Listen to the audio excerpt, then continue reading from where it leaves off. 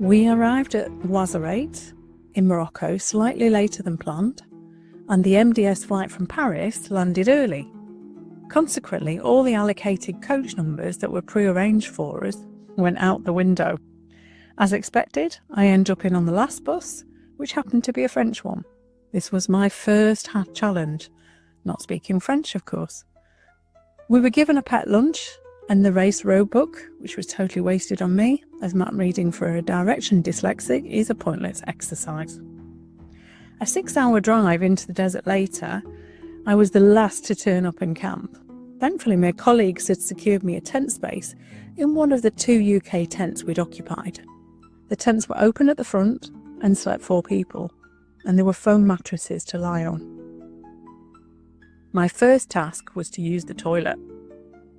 Doc Jason showed me where they were and what to expect. They are divided into fabric cubicles with a concertina toilet seat on the bathboard. Biodegradable human waste bags were tied and bagged in the outside bin. This sounds okay, doesn't it? But I managed to find the only faulty toilet seat, which collapsed whilst I was sitting on it, cutting the waste bag in half. Oh, I had arrived. After that incident, I was cautious about sitting on them, as you never know where the faulty seat would be, especially when camp moved 3 times during the week. Early on, I recognised I had to get over myself. Being in the desert is different being at home. Therefore, there's no exit option. I knew I'd just get on with it, and the competitors had it much more challenging than us, so I had no complaints.